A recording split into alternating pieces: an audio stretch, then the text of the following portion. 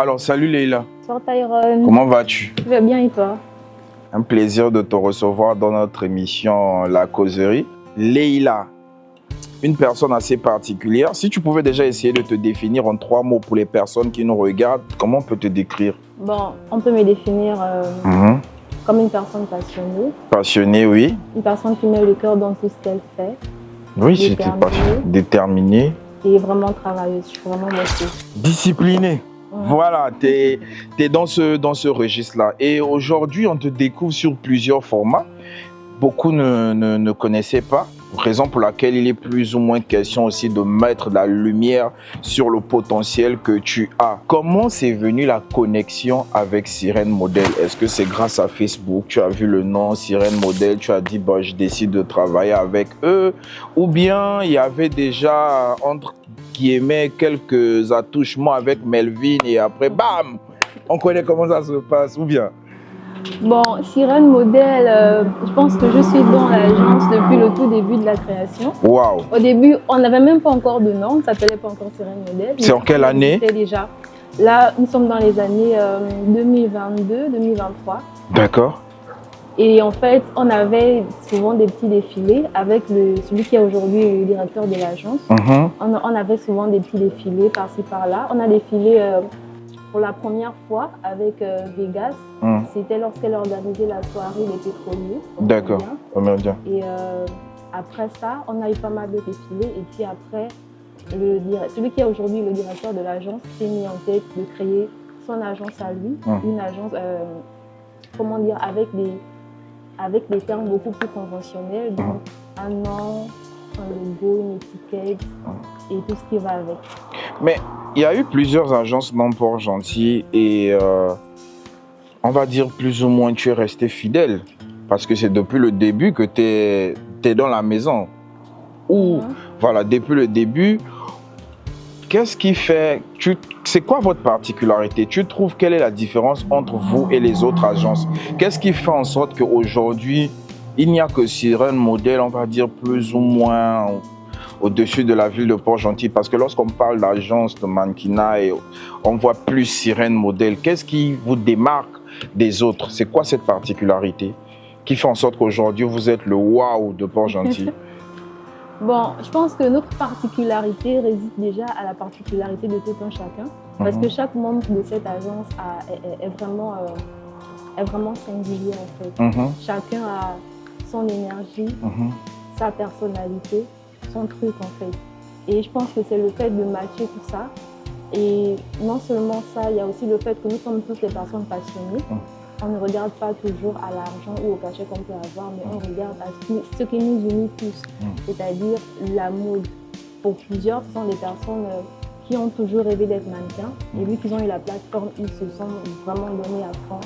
Et je pense que c'est le mélange de tout ça et aussi les idées, la créativité, l'imagination de notre directeur parce que c'est lui qui nous tire parfois. On est parfois à l'eau, mais c'est parfois lui qui vient pour nous tirer et tout.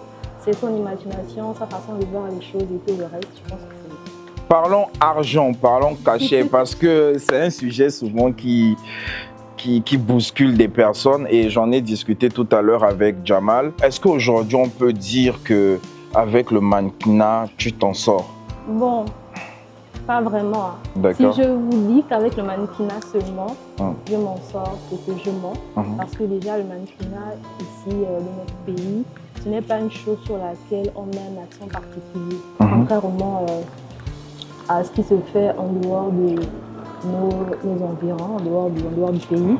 Donc, le mannequinat, on le fait tout d'abord par l'amour, on le fait par passion, on le fait parce qu'on aime et parce qu'on veut se créer une identité dans ce qu'on fait. Mais c'est pas à cause de l'argent, parce que si c'était que l'argent, beaucoup allaient se décourager. Le monde de la mode, c'est vraiment un monde éprouvant. C'est un endroit où, si tu es là, c'est que vraiment tu es passionné. Ce petit frère ou cette petite fille qui te regarde, qui aimerait faire comme toi, quelles sont les erreurs que tu diras à cette dernière-là de ne pas commettre? Parce qu'on voit Leïla, on voit tu rayonnes, on voit Sirène Model, on dit, comme on dit, ça glosse. Hein. Mais à ce petit frère ou cette petite sœur qui aimerait faire comme toi, quel est ce conseil que tu vas donner à ce dernier ou à cette dernière, des erreurs, on va dire 2 ou 3 erreurs à éviter de ne pas commettre? Quelles seront ces erreurs? Bon, les erreurs que moi, je pourrais lui demander. Déjà, premièrement, je sais que ne pas trop mettre l'accent sur le jet. Le jet, ouais. Naturellement. Ouais. Ouais, parce que parfois on rate beaucoup d'opportunités qui pouvaient nous emmener plus loin que ce que l'argent allait nous apporter quand on met un accent particulier sur l'argent. Quand on se lance dans le monde du mannequinat, il ne faut pas regarder l'argent. Il faut faire attention à soi-même.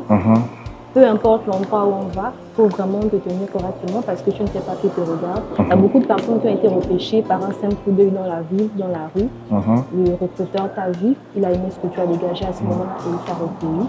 Donc vraiment faire attention à sa posture, à l'image qu'on renvoie, que ce soit chez nous, sur les réseaux sociaux, dans notre entourage, parce que tout ça, ça joue aussi avec les personnes qui souhaiteraient travailler avec nous. Il y a des personnes qui regardent d'abord ta moralité, ton comportement, ce que tu dégages, ce que tu as, pour pouvoir s'identifier et dire oui, je peux travailler avec ou non, je ne peux pas travailler avec.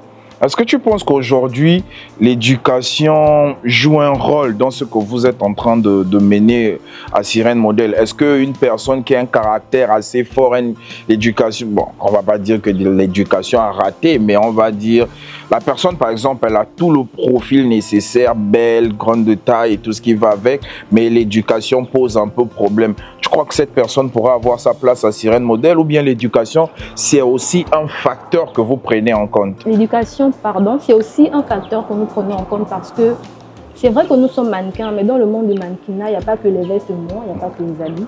Il y a nos partenaires, il y a nos sponsors, il y a toutes les personnes avec qui nous travaillons. Et dès lors où ces personnes s'associent à nous, à notre agence, à ce moment-là, on les identifie à nous. Et ils peuvent s'identifier aussi, nous pouvons aussi nous identifier à ces personnes-là. Donc l'éducation est vraiment très importante parce que il y a déjà l'aspect de la vie en société, la vie en communauté. Il y a certaines règles. Parce que même si nous sommes une agence de mannequinat, il y a des règles, des choses à faire, des choses à ne pas faire. Et non seulement ça, il y a aussi le regard que nos partenaires, comme je disais en amont, nos partenaires ont sur nous.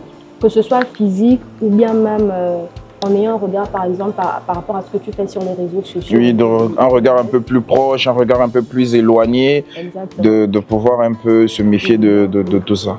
Ok.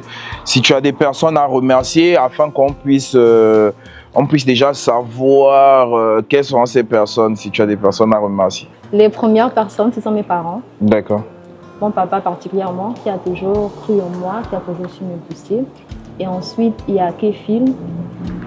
Si je suis aujourd'hui le modèle photo que je suis, c'est grâce à lui.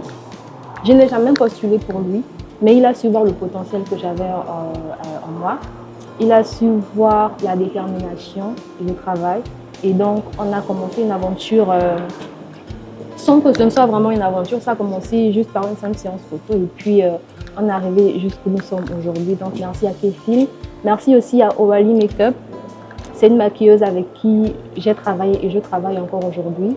Ce sont des personnes qui m'ont vraiment permis de me faire connaître aujourd'hui, d'avoir un peu la petite notoriété que j'ai aujourd'hui. Donc, merci à ces personnes-là. Merci aussi à Genesis One. Ouais, la famille. Merci beaucoup. Merci à Fashion Bless qui a aussi su voir le potentiel que j'avais. J'ai été l'égérie de toute la Fashion Bless, tout le défilé durant l'an dernier. C'est aussi une plateforme qui m'a permis de me faire connaître sur d'autres lieux, si je peux dire ça comme ça. Donc merci à Fashion Bless, merci à Sirène Modèle, bien évidemment. Et un grand merci à Melvin Kongé. D'accord. Nous, comme ça, on va remercier le seul, l'unique sponsor officiel depuis le départ, Fouta Crédit. Et on se dit comme ça, la suite, restez connectés pour la 3e partie. Salut!